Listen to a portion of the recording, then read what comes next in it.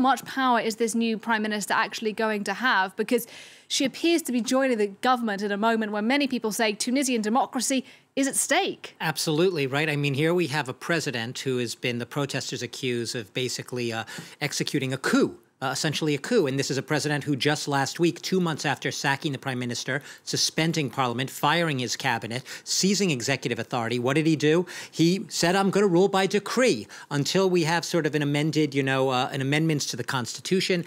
I am the one who's going to be calling the shots. And look, we just saw those pictures, coming into this, to this story here. Look at that. He's sitting there very stiffly at his desk and he's essentially dictating the terms to this prime minister.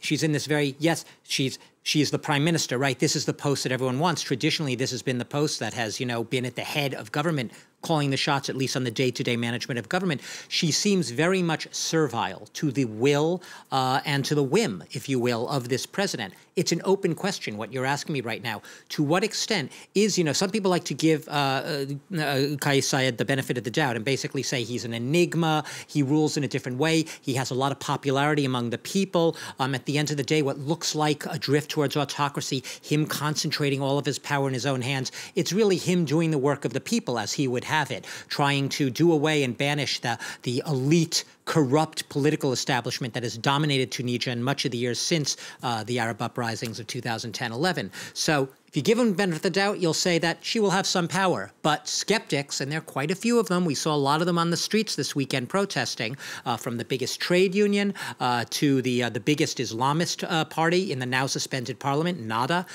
They don't believe that this prime minister is going to have too much power. And they really want a complete, if you will, rethink.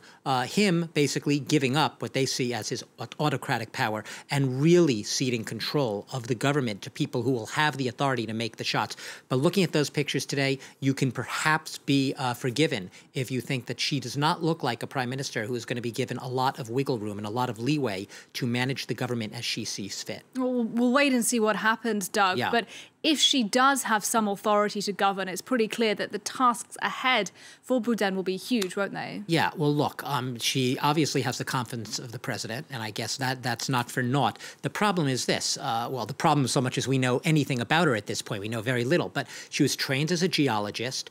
She's very little known within the world of politics and that sort of very, very tight political circle that has been at the leadership in Tunisia. And what does she have to do? She is tasked with basically overhauling this economy. No, Tunisia is not Lebanon. It's not about to, slide into an abyss. But unemployment's at 18%. You had the pandemic completely slash its growth. Last year, its growth plunged over 8%.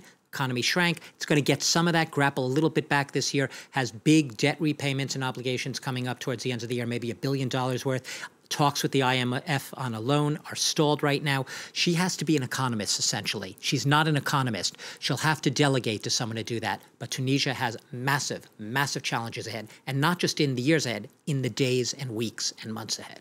Douglas Herbert, thank you very much indeed.